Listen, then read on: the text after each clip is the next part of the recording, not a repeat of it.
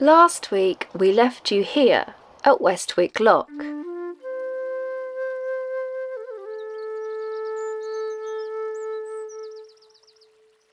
Which is beautifully positioned here in the UK.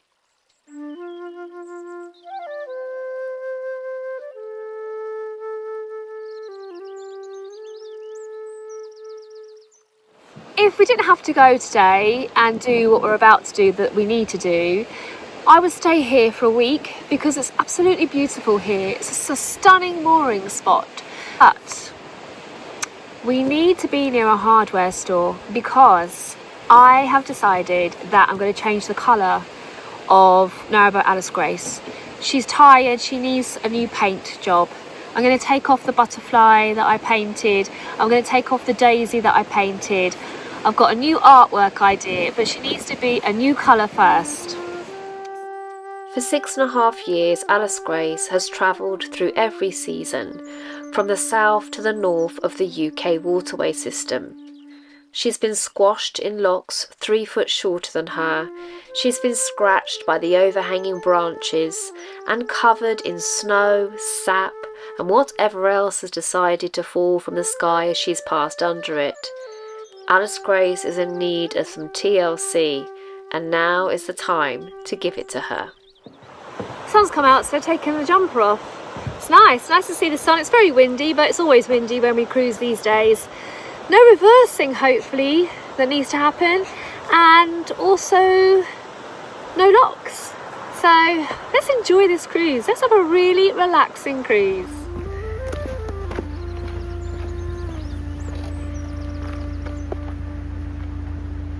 Our journey today is only 3 miles and should take just under an hour, but we'll be passing some fascinating landmarks which I hope to show you along the way.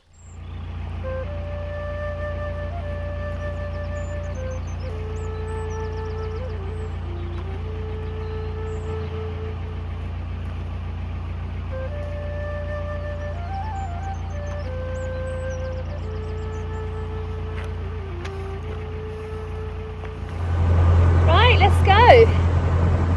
Let's head to the town.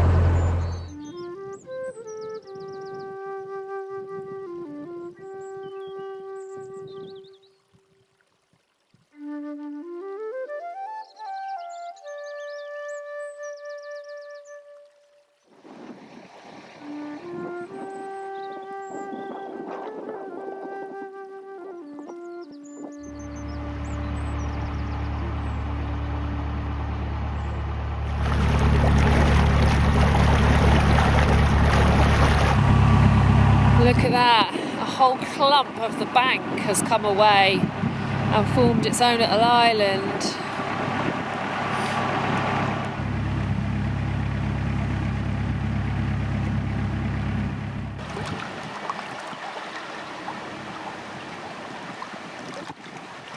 In a minute we're going to be coming up to a gorgeous village called Roecliffe. We won't be able to see it from the water, but this village once attracted the Romans into building 2 first-century forts, and then much later the village's clay foundations inspired Roecliffe's brick and tile works, evidence of which can be admired today in the stunning buildings that gather around its green.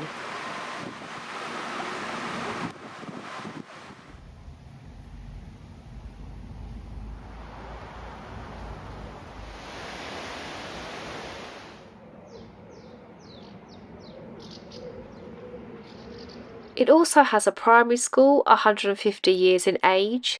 What a beautiful school. With its own striking clock tower. That tower.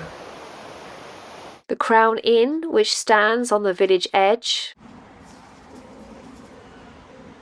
where other drinking houses have stood since the 14th century. Along the road from its 12th century church.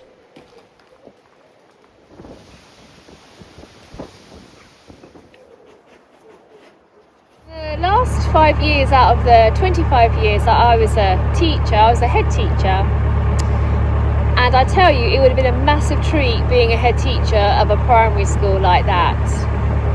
I mean, what a gorgeous building to be in. I think I would have my office at the top of the turret, and I'd have my binoculars and I'd birdwatch.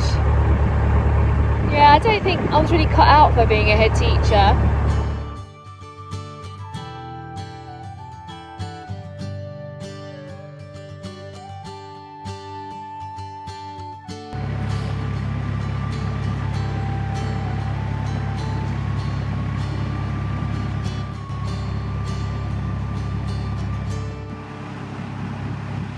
For the first couple of years that I moved onto the narrowboat, it also became my classroom as I taught online lessons.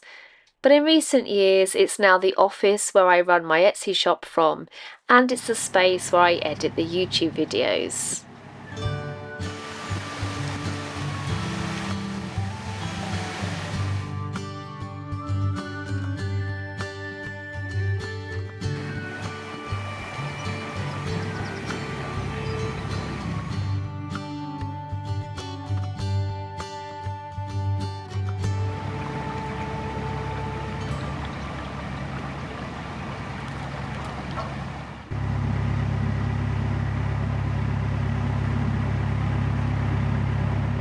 So we're back going under the A1. The A1's actually called Arrows Bridge, and it's named after the Devil's Arrows.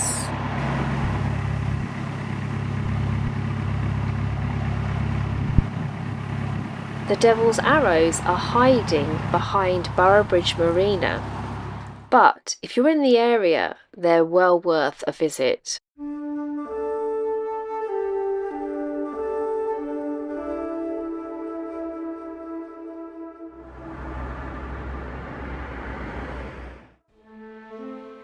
Erected between 5,000 and 3,500 years ago, these stones still remain a mystery to archaeologists.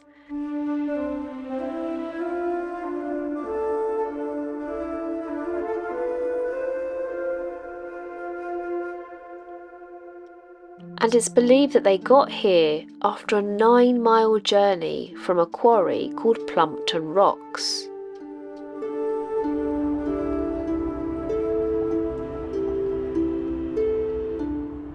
There were more than 3 originally, possibly up to 7 that stood here. 1, 2...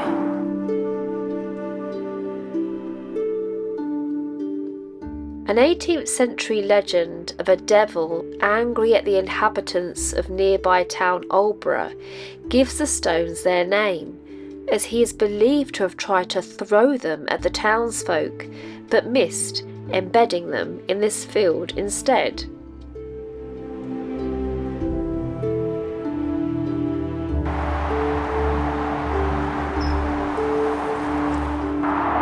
Someone's made an offering. It's estimated that 200 men, using wood fibre ropes to tow the stone on a sled over a wooden track, would have taken 6 months to cover the 9 miles it's believed that they travelled.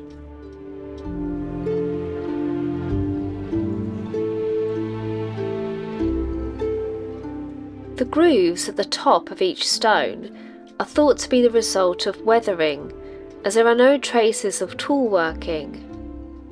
But standing next to them and knowing that ancient hands would have touched them and somehow placed them here made me compelled to stand alongside them for absolutely ages in awe and wonder.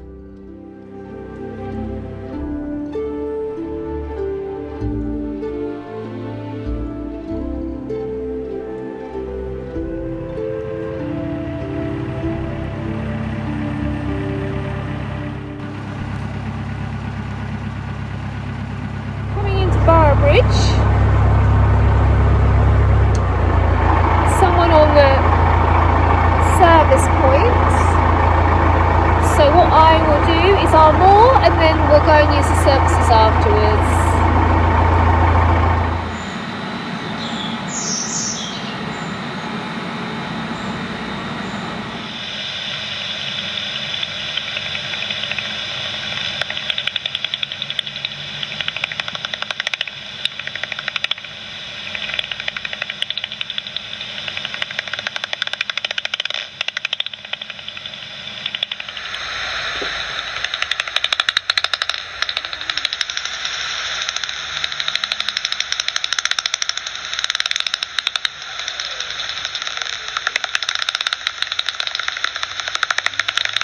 Today is mission paint the boat day.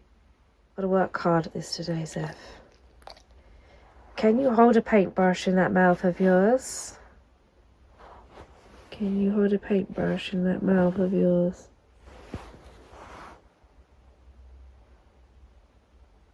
Yeah.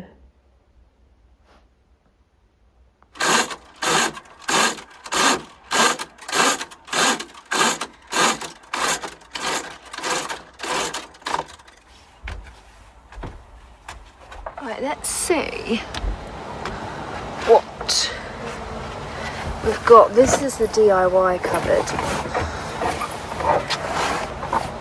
for painting and stuff. Let's see who lives in there.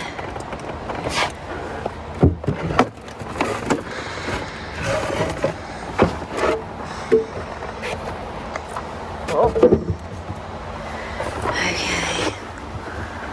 Right.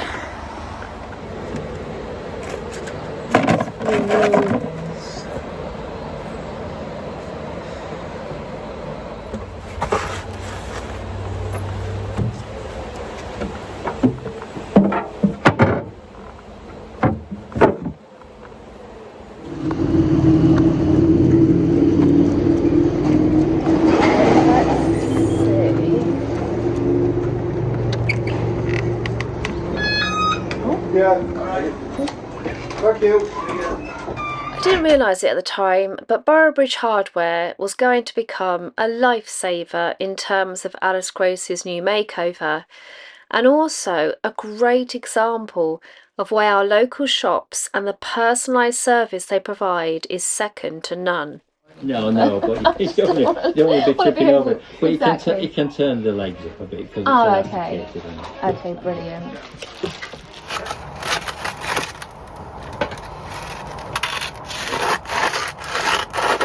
This is sandpaper. I'm going to have to sand all this off. It's going, so it's sandpaper, Zeph. It's only sandpaper. With Zephyr in her self-appointed role as construction manager, I began the daunting task of boat restoration. Let's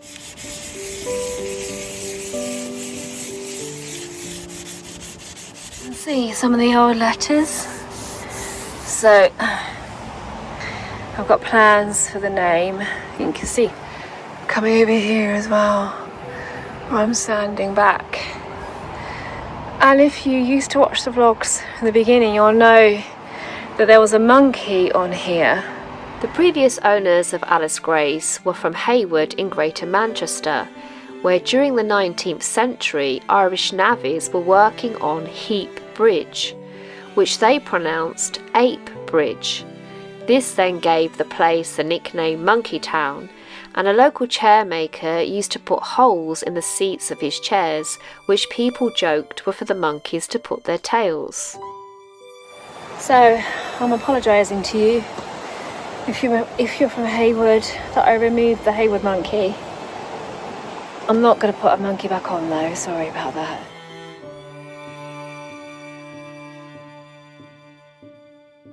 Now that's done, I'm going to bathe Alice Grace. I'm going to bathe her in the finest Your water. I think I'm pronouncing it right now, because thank you for your help with that. The River Your. I'm going to bathe her in the River Your with a little bit of maybe lavender. I don't know. What have we got? Essential oil. Don't know why. Just she deserves it. And a bit of washing up liquid. Plant-based, but washing up liquid. The river is a long way down now.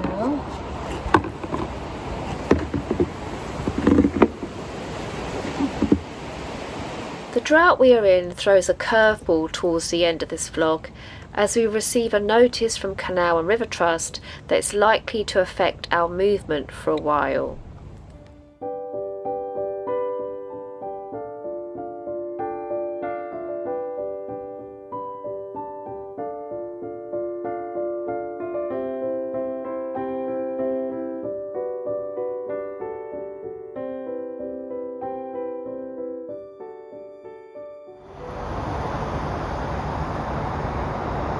Which type are you? Shield bug, little green bug.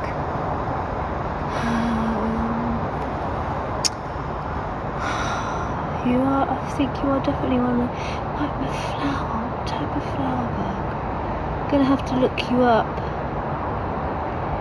You are beautiful, thank you for saying hello.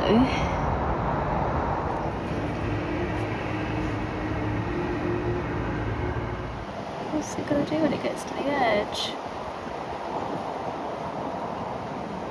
Don't jump. Oh my gosh, what's it? It's not gonna do it, is it? I don't wanna scare it so it jumps in the water. I left it alone and it went on its merry way in the end, so I think it was just curious to see how unusually low the water level was.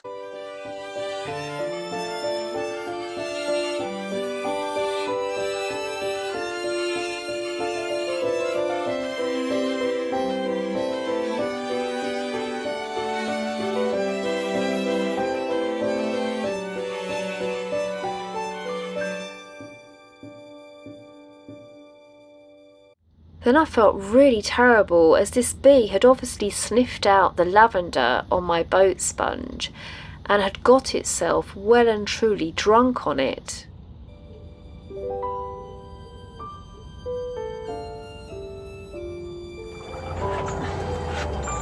Find you a flower.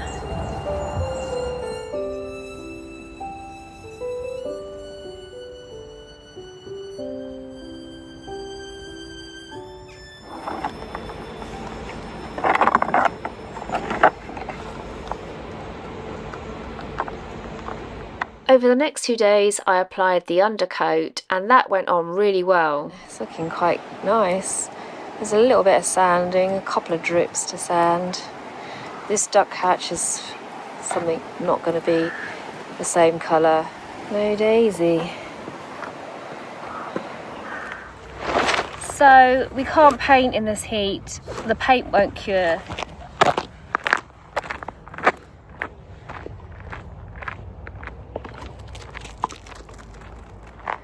Just stopped in the shade of this oak because I was looking for a noppergall, and there are some noppergalls on this oak. There they are.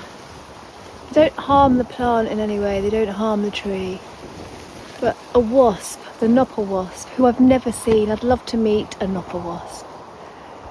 But that's what makes the noppergall. Let's see, close up. Look at that. Aren't they beautiful? Spectacular shapes they make. Is that? Ooh, that looks like a.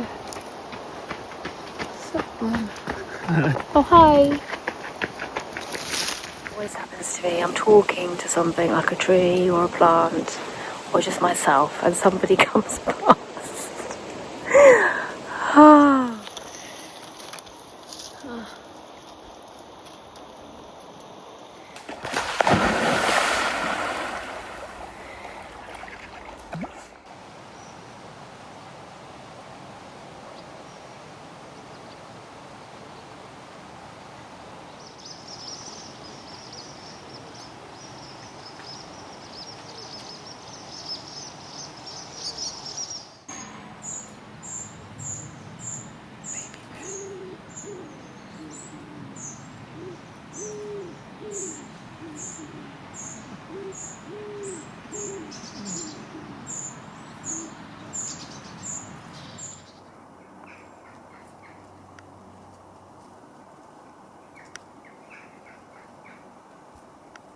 But it was something else that stole my heart on this walk that I have revisited several times since in between boat restoration.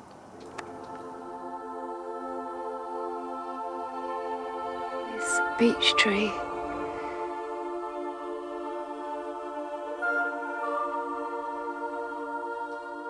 And at the bottom of this beech tree is the most beautiful chocolate rah-rah skirts of giant polypore I have ever seen.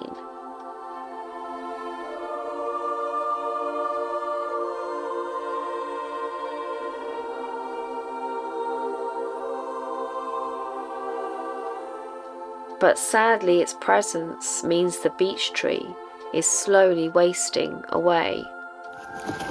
Right. Oh, is it nice and truffly under there, Zeph? Oh, there's a beach nut. Look, there's a shell. And at first I was really upset by that. But then later I went back to calculate its age, knowing that the width of its trunk at 1.5 centimetres up will increase by 2.5 centimetres roughly every year.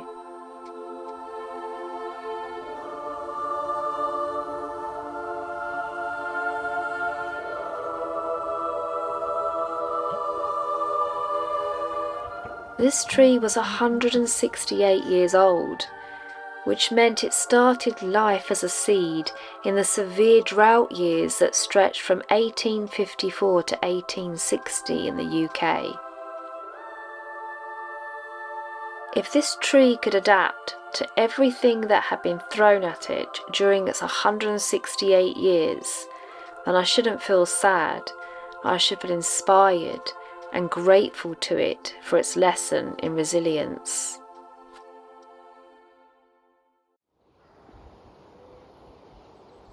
Very thoughtful for them to leave some reading glasses in case you can't see the sign clearly. Brilliant.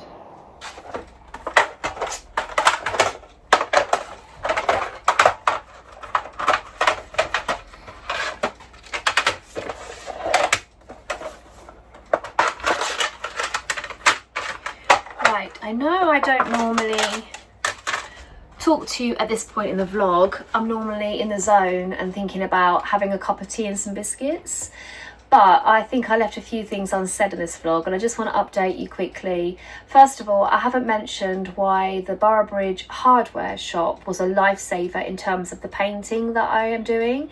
I will fill you in on that next week, but let's just say the painting has not turned out like I hoped it would, so that's a story for another time. And I also haven't mentioned about the announcement that Canal and River Trust have made in light of the drought that we're in. So to summarise that, we are in a critical incident and boaters have been strongly advised to be prepared. That means emptying our waste tanks, filling up our water tanks, stocking up on provisions and being somewhere that's sensible and with access to things, because if we don't have significant rainfall, it's very likely that there are going to be more closures on the waterway, and that might not affect the river here, but it could affect where we are going to. But then again, it could affect the river here. There's another issue further on where we were heading to, where there's a closure as well. So our plans are a bit up in the air. So I'm going to let you know next week what we're going to do about that. And we should know a little bit more from Canal and River Trust. But they're doing an amazing job. I wouldn't want to be in that position. They're having to juggle this, you know, drought and all the boats that live on the water and the hire companies. It's massive, so I don't envy them that, and I'm just grateful that they've got this plan in place and that they're looking at it thoroughly. But you know, we have our health, we are happy, we are safe, and in life that's all really that you can ask for, and I'm so grateful for that. And I'm just going to harness some of the beech tree's resilience, and I'm going to put the kettle on and have some biscuits. That's what I'm going to do now. But I'll update you on the rest of the stuff next week.